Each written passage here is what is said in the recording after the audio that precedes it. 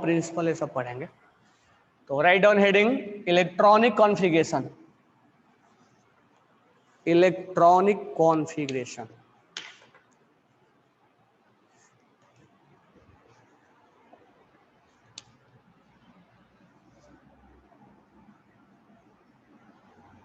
Electronic configuration.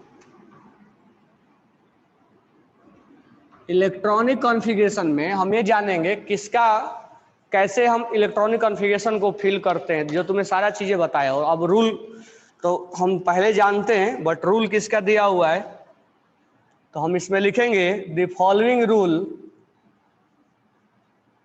The following rule are useful, are useful is writing of electronic configuration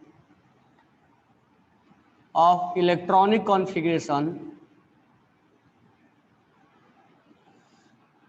of electronic configuration of atom किसके rule के according है? पहला है about principal, about principal. दूसरा है poly principal, पहले हम पॉली के पहले जानेंगे हंट्स रूल, हंट्स रूल। और तीसरा है पॉली प्रिंसिपल। तो हम 3 प्रिंसिपल पढ़ने वाले हैं। अबाउ ने क्या बोला, पॉली ने क्या बोला, हंट्स ने क्या बोला। हम 3 रूल के बारे में जानने वाले हैं। और इन्होंने तीनों मिलकर बताया था कि एक इलेक्ट्रॉनिक कॉन्फ़िगरेशन कैसे फिलअप किया जाता है, 1s2, 2s2, 2p6, 3s2, कैसे उसके अंदर इलेक्ट्रॉन्स बॉक्स के अंदर भरे जाते हैं, सब इन्होंने ही बताया है। तो ये दादाजी हैं, ताऊ जी हैं, और ये अंकल जी हैं। 3 रूल है।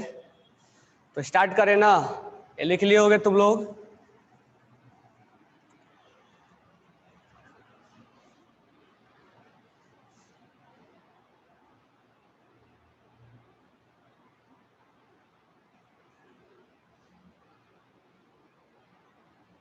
अफबाउ प्रिंसिपल, पहला प्रिंसिपल है अफबाउ प्रिंसिपल। अब यहां पर हम देखेंगे अफबाउ प्रिंसिपल क्या होता है, अफबाउ प्रिंसिपल के अकॉर्डिंग क्या होता है। ठीक है, इसमें लिखना अबाउ, फिर से हेडिंग डाल लो अबाउ प्रिंसिपल, उसमें लिखना the electron fill in the orbitals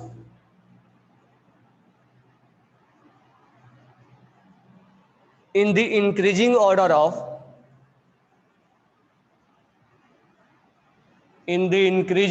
of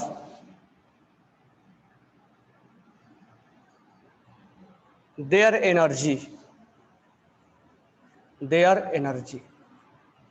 ये अबाउ का स्टेटमेंट था कि इलेक्ट्रॉन्स कैसे फिलअप होंगे।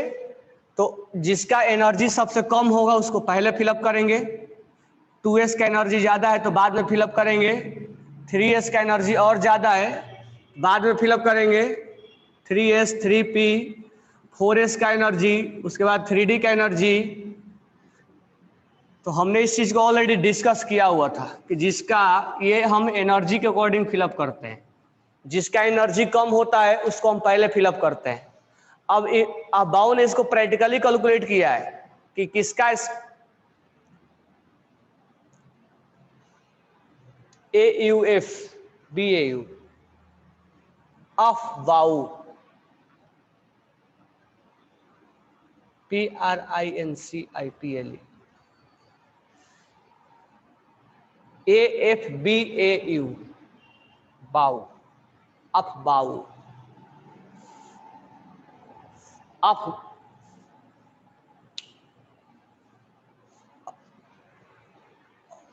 Aufbau principal.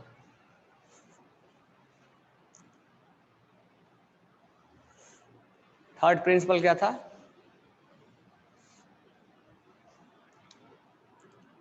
2s के बाद 2p, पॉली प्रिंसिपल, हॉर्न्स प्रिंसिपल, PAULI, पॉली। तो अब बाउ ने हमें बताया था कि जिसका एनर्जी कम होगा उसको पहले फिलअप किया जाएगा, जिसका एनर्जी ज्यादा होगा उसको बाद में फिलअप किया जाएगा। तो हर ऑर्बिटल्स का अपना अपना, सबसेल का अपना अपना क्या होता है, एनर्जी होता है। ठीक है,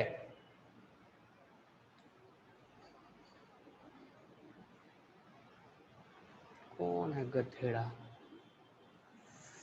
1s 2s 2p 3s 3p 4s 3d, इसका अपना अपना क्या होता है, एनर्जी होता है। जिसका एनर्जी कम होता है उसको पहले फिलअप करते हैं, जिसका एनर्जी बाद में होता है उसको बाद में फिलअप करते हैं।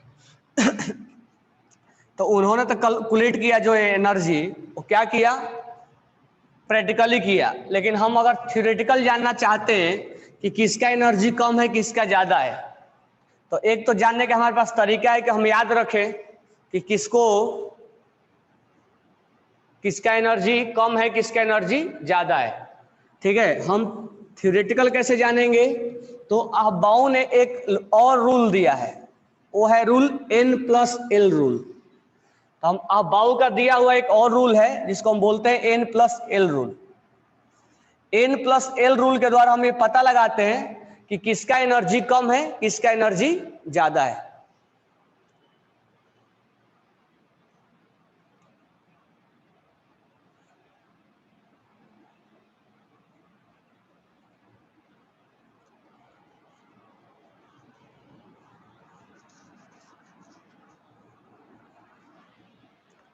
N+L रूल के द्वारा हम पता लगाते हैं कि किसका एनर्जी कम है किसका एनर्जी ज्यादा है। वीडियो सबको दिख रहा है ना, क्लियर है?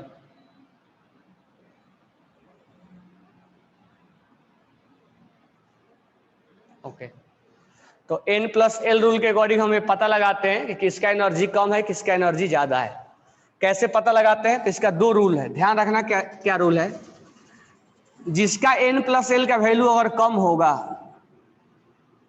If N+L value will be lower, then its energy will also lower। अगर N+L का वैल्यू कम हुआ तो उसका एनर्जी भी कम होगा। कैसे, चेक कर लेते हैं। 1s, अब मुझे बताओ इसका 1s में n का वैल्यू तुम बताओ क्या होगा। 1s में n का वैल्यू क्या होगा, 1। l का वैल्यू क्या होगा, l का वैल्यू क्या होगा, 0। बिल्कुल सही है। तो हमें N+L निकालना है, तो दोनों का सम क्या हो जाएगा, N+L, 0 + 1 क्या हो जाएगा, 1। अब 2s का निकालना है, तो n का वैल्यू क्या होगा, n का वैल्यू क्या होगा, 2। और l का वैल्यू क्या होगा, l का वैल्यू क्या होगा, 0। बिल्कुल सही, s के लिए 0, 2। N+L का वैल्यू क्या होगा, N+L का वैल्यू क्या होगा, 2। N+L का वैल्यू क्या होगा, 2।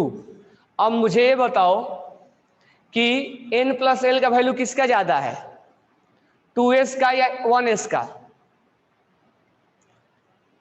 N+L का वैल्यू किसका ज्यादा है, 2s का।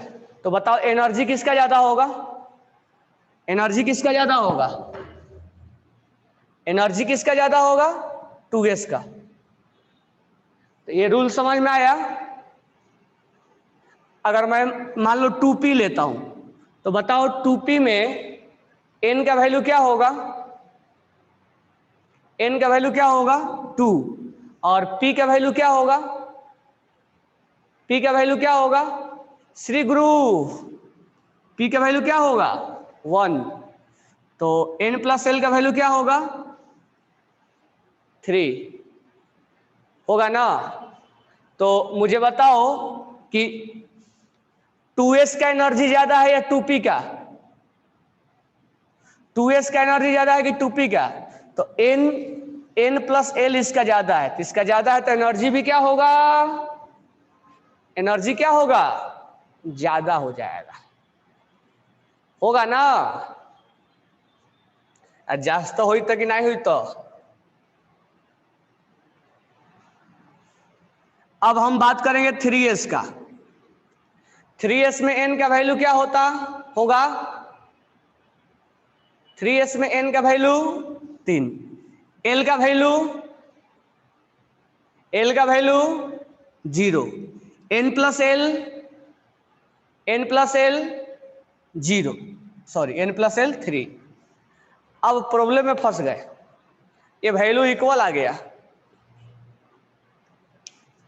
अभी तक तो क्या हम बोल रहे थे, जिसका वैल्यू ज्यादा आएगा उसको पहले, जिसका वैल्यू ज्यादा आएगा उसको इसका एनर्जी ज्यादा होगा, लेकिन यहां पर दोनों वैल्यू इक्वल आ गया। ठीक है, तो अब इसका दूसरा रूल क्या बोलता है कि if n+l will be equal,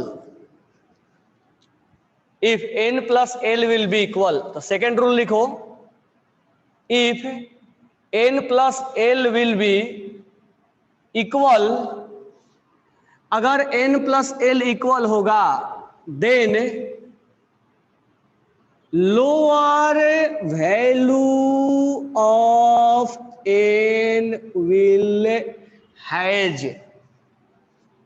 lower value of n will be lower energy, lower energy.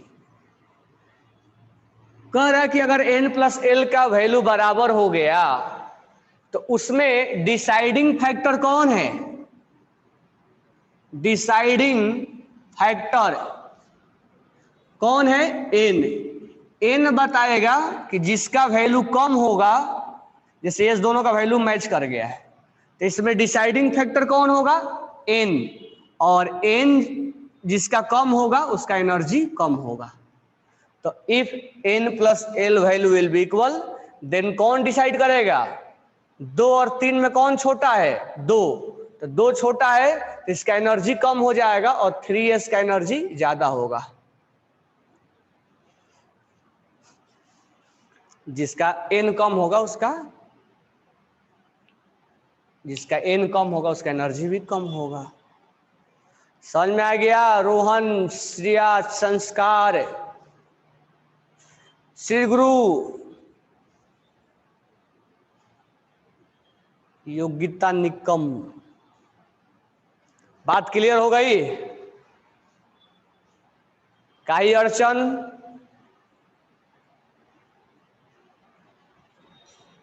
सगड़े समझ ला कि नहीं समझ ला,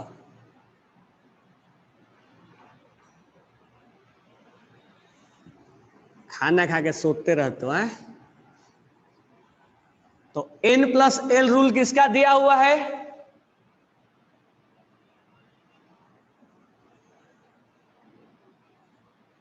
n+l रूल किसका दिया हुआ है, अब्बाऊ अंकल का। तो n+l ये लिख लिए तुम लोग ना, मैं हटा दिया,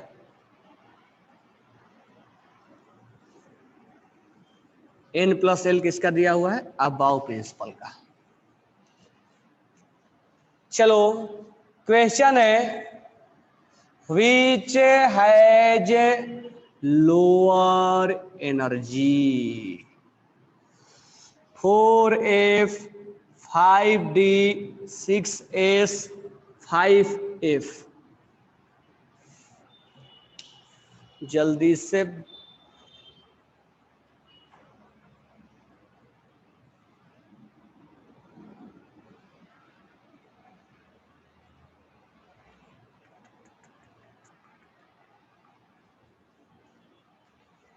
आंसर आ गया है। श्री गुरु का आया है, तनिषा का आया है, संस्कार का आया है।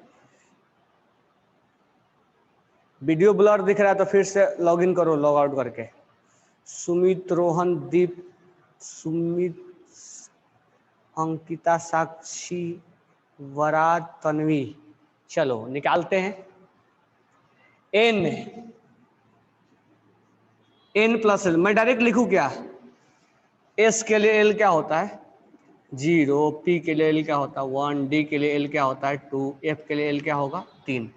तो 4 और 3 7 है, 5 और 2 5 और 2 7 है, 6 और 0 6, 5 और 3 8। सबसे लोअर वैल्यू किसका है 6s है, इसलिए एनर्जी सबसे कम किसका होगा 4f 6s का। सबसे लोअर वैल्यू किसका है 6 है 6, इसीलिए 6s का सबसे कम होगा। समझ लो कि नहीं समझ लो? किसी किसी का आंसर 4f भी आया है, किसी किसी का 5d भी आया है। गुरु श्री गुरु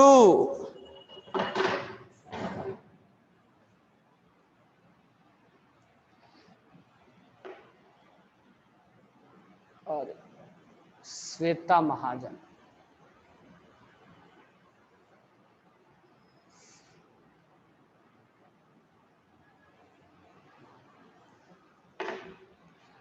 डी में ऑर्बिटल्स में +12 है, सीधी 5d ऑर्बिटल में +12 मतलब 5d में 5 इसके लिए और 2 इसके लिए 7 है।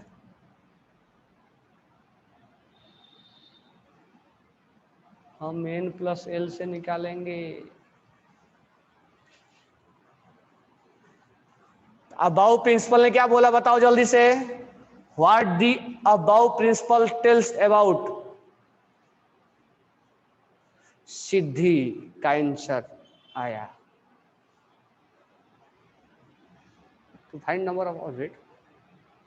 What the aufbau principle tells about n plus L, यही बोला था, वो तो रूल बताया था ना, n प्लस एल बोला था उसने। Which orbitals has lower energy will fill first? n plus L दिया हुआ रूल है। अबाउ प्रिंसिपल का स्टेटमेंट क्या है, which has lower value will fill first, जिस ऑर्बिटल्स का एनर्जी कम होता है उसको हम पहले फिलअप करते हैं।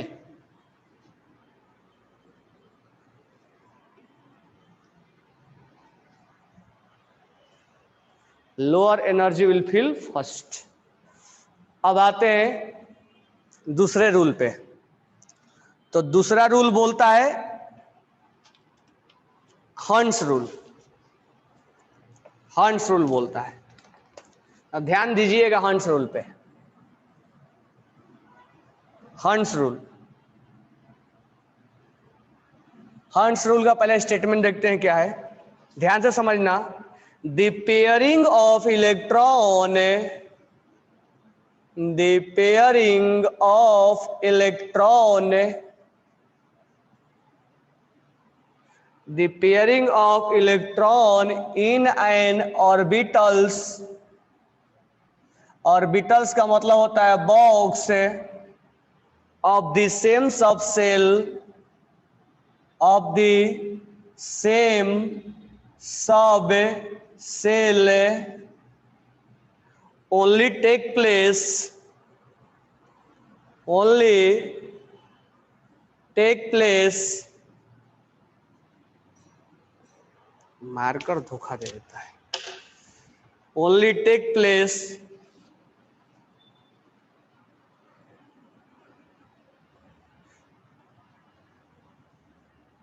only after all the orbitals, all the orbitals of that subshell, of that subshell get half filled, half filled is called Hund's rule.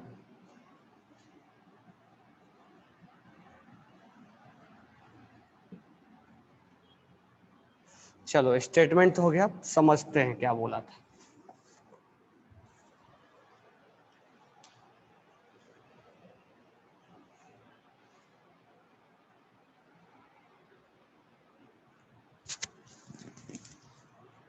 चलो समझते हैं क्या बोला था, ध्यान से देखो। हंस रूल, हंस रूल क्या है? The pairing of electron in and orbitals, मतलब बॉक्स में, of the same subshell only take place after all orbitals that get subshell get half filled. मतलब कह रहा है कि अगर मान लो आपको P3 फिलअप करना है तो आप कैसे फिलअप कीजिएगा? कैसे फिलअप करने के लिए बताया था? 1 2 3।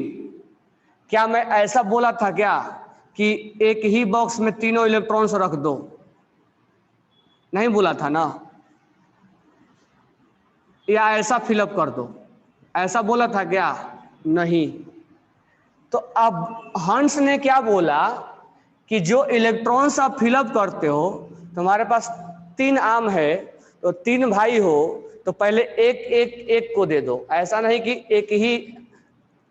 एक ही जने तीनों आर्म ले लो, ऐसा भी नहीं एक को दे दो, 2 दे दो, एक को 1 दे दो, एक को 2 ही नहीं।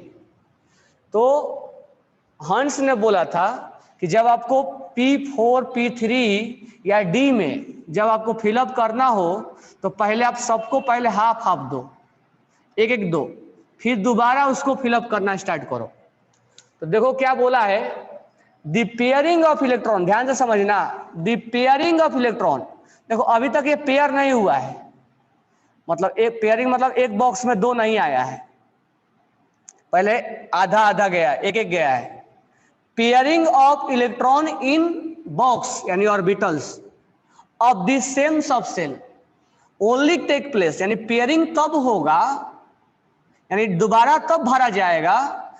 पेयरिंग मतलब दोबारा फिलअप करना, तब भरा जाएगा only take place after all orbitals subshell get half filled. एक एक एक जब दे दिया जाएगा तो इसको हाफ फील्ड बोला जाता है, यानी आधा ये भर गया है।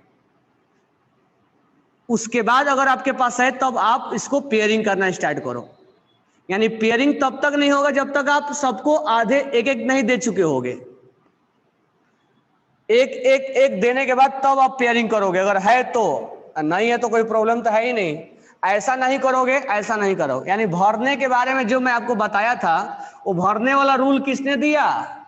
हंस ने दिया। आवाज क्लियर आ रही है सबको ना? देश पांडे,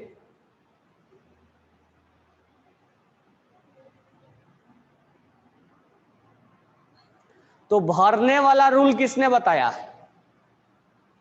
फिलअप करने का तरीका किसने बताया? हंस ने बताया। फिलअप करने का तरीका किसने बताया? हंस ने। जिसका ब्लर आ रहा है, आवाज क्लियर नहीं आ रहा है, वो एक बार लॉग आउट करके लॉग इन करो, बरोबर का?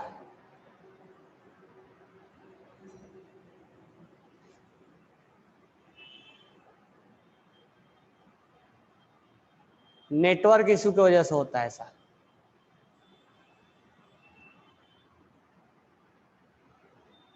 तो फिलअप करने का तरीका बताया हंस ने।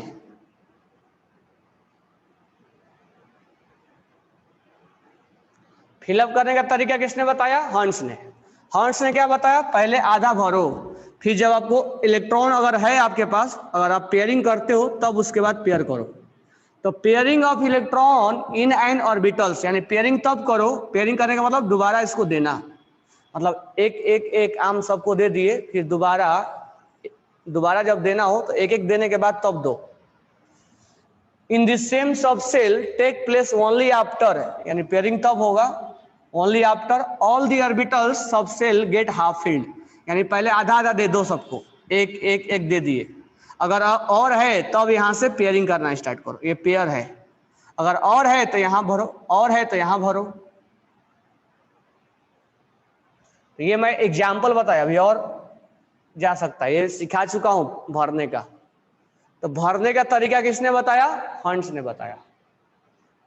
भरने का तरीका किसने बताया? हंस ने बताया। भरने का तरीका किसने बताया? बोलो। हंस ने बताया। फिलअप करने का तरीका किसने बताया? हंस ने।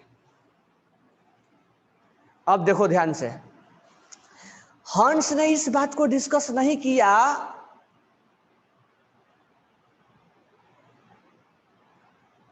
हंस ने इस बात को डिस्कस नहीं किया कि तुम क्लॉकवाइज फिलअप करो कि एंटी क्लॉकवाइज फिलअप करो।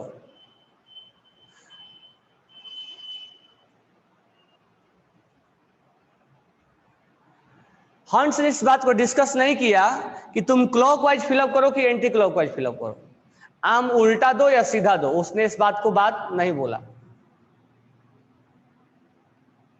सबको आवाज आ रही है?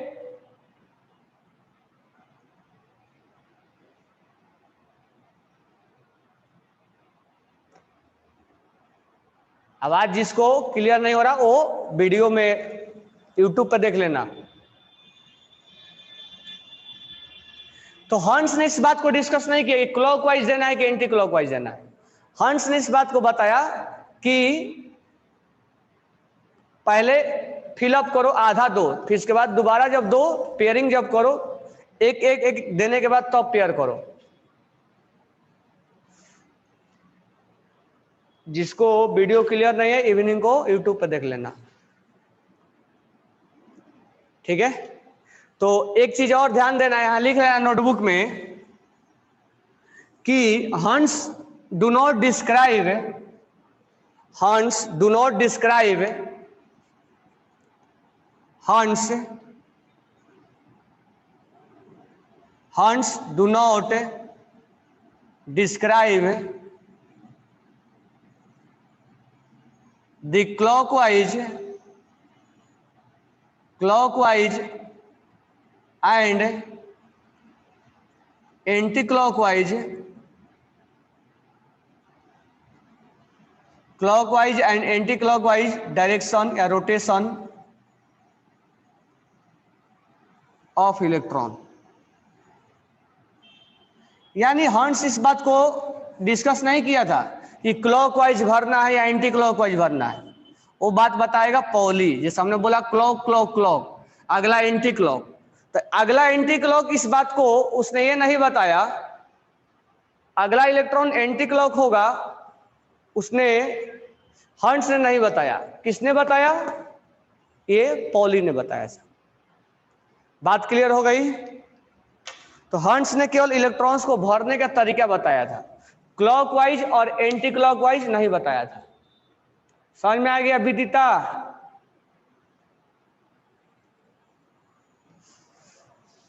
तो हंस ने इस बात को डिस्कस किया था कि कौन कैसे इलेक्ट्रॉन्स को भरा जाए। क्लॉकवाइज और एंटी क्लॉकवाइज के बारे में डिस्कशन किसने किया? पॉली ने। समझ लो का? तो लास्ट जो है हम पढ़ेंगे पॉली प्रिंसिपल। तो हेडिंग डालिए Pauli principle.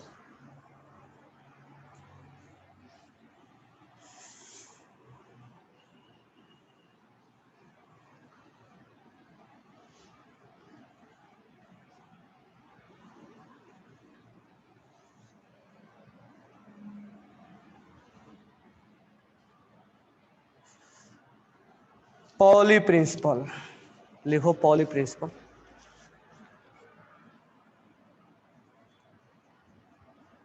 Pauli principle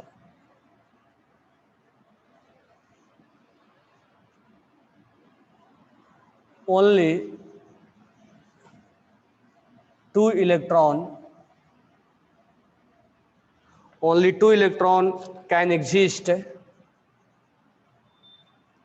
only two electron can exist in the same orbitals। Orbital मतलब box. and these electrons must have these electron must have opposite spin.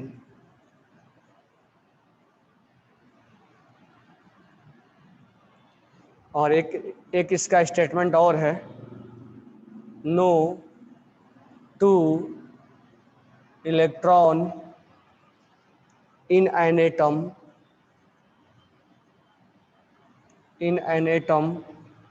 have the same set of 4 quantum number. 4 quantum number. चलो इसके statement को समझते हैं।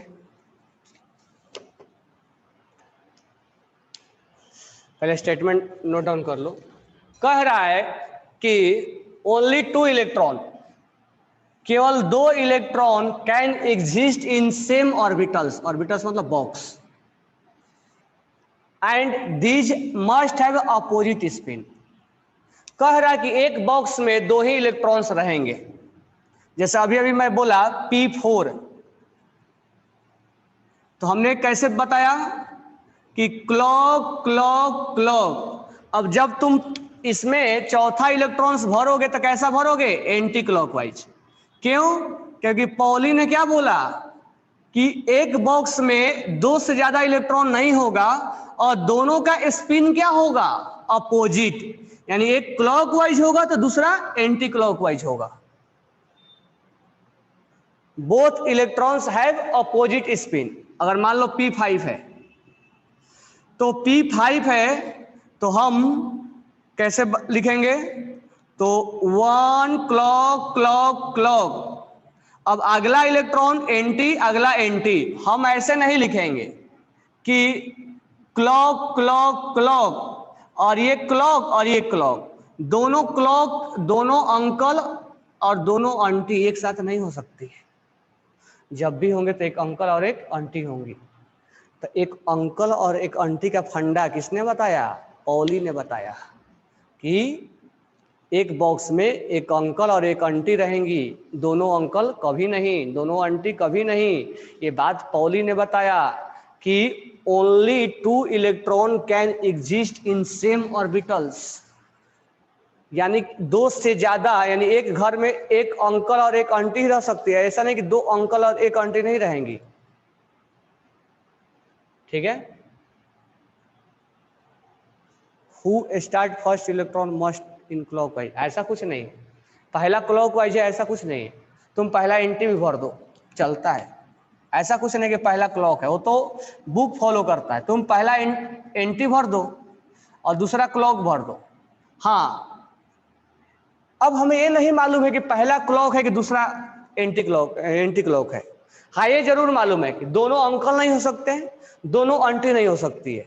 अब मान लो एक घर में एक अंकल है एक आंटी है और हम दरवाजे खोले तो पहला अंकल दिखेंगे कि पहला आंटी दिखेंगी, ये हमें नहीं मालूम है। लेकिन ये जरूर मालूम है कि उस घर में एक अंकल और एक आंटी हैं। ठीक है? अब पहला अंकल है कि पहला आंटी है, ये नहीं मालूम है। समझ में आ गया? तो 2 अंकल कभी नहीं, 2 आंटी कभी नहीं। अब घर खोले तो अंकल दिखे कि आंटी दिखी, ये बात हमें नहीं मालूम है। वो खोलने वाला मतलब जाके एक्सपेरिमेंट जो करेगा वो जानेगा। आज खोल के देखना अंकल है कि आंटी है। तो पहला वाला अंकल निकलेंगे कि आंटी निकलेंगी, वो दरवाजा खोलने के बाद मालूम चलेगा। ठीक है? तो उसी तरह से इलेक्ट्रॉन क्लॉकवाइज घूम रहा है कि एंटी क्लॉकवाइज, एक्सपेरिमेंट करने के बाद मालूम चलेगा। लेकिन ये जरूर है कि एक अंकल और एक आंटी उस घर में है।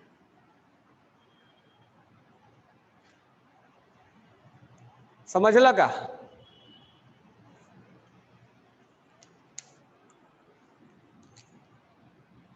No 2 electron of same set of quantum number. अब उसका मीनिंग समझा दे रहा हूं। ये मीनिंग समझ में आ गया ना? तो एक बॉक्स में 2 ही इलेक्ट्रॉन होगा, ये किसने बात बताया? एक बॉक्स में 2 ही इलेक्ट्रॉन होगा, ये बात किसने बताया? पॉली ने। एक क्लॉकवाइज होगा, दूसरा एंटी क्लॉकवाइज होगा। ये बात किसने बताया? पॉली ने।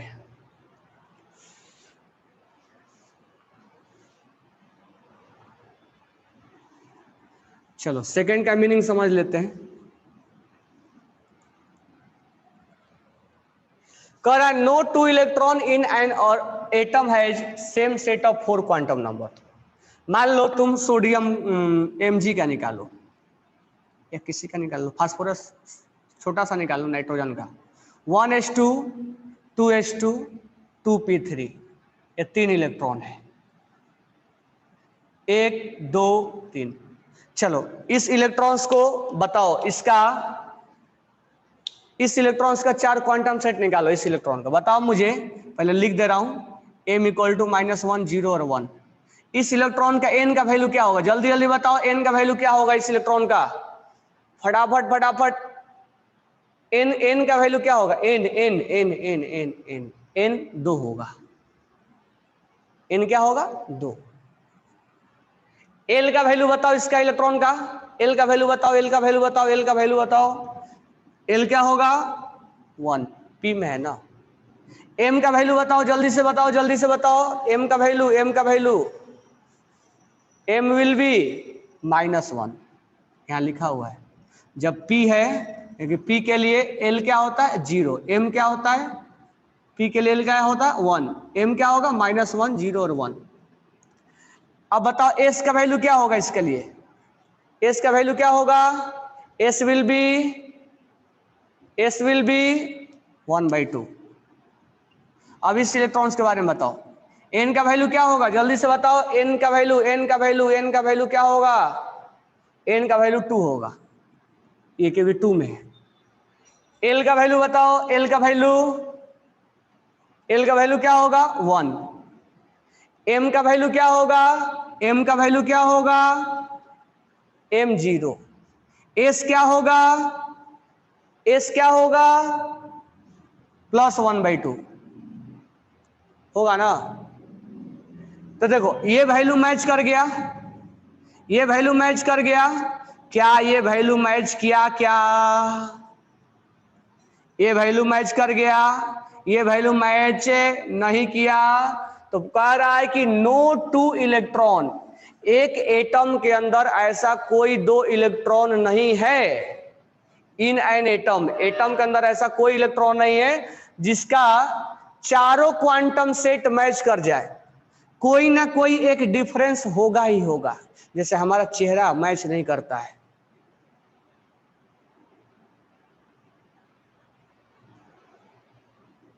ये समझ में आया ना तुम लोगों को? तो जैसे हमारा चेहरा मैच नहीं करता है, तो ऐसे भी 4 क्वांटम सेट, इसका 4 क्वांटम सेट, ऐसा नहीं कि सब मैच ना करे, कोई हो सकता है 3 मैच कर जाए लेकिन चौथा मैच नहीं करेगा। हो सकता है कि चारों मैच ना करे, हो सकता है कि 3 मैच ना करे, हो सकता है 2 मैच ना करे, हो सकता है 1 मैच ना करे, लेकिन ऐसा कभी नहीं हो कि चारों का चारों मैच कर जाए। तो मैच कर जाए, तो ये देखो, ये मैच कर गया, ये मैच कर गया, ये मैच नहीं किया, तो चारों मैच नहीं करता है। यही उसने बोला कि no two electron in an atom can have same set of 4 quantum number. चारों सेट में कोई भी इलेक्ट्रॉन्स का, इनमें से तुम कोई भी इलेक्ट्रॉन ले सकते हो, ऐसा नहीं कि यही और यही लेना है, किसी को तुम पकड़ लो, कोई भी इलेक्ट्रॉन मैच नहीं करेगा, 4 क्वांटम सेट उसका मैच नहीं करेगा। समझ लो। How to determine the value of m, कहाँ थे जब m बता रहे थे? तो मैग्नेटिक क्वांटम नंबर में नहीं बताया था का m का वैल्यू? का ही कर दिए तुम?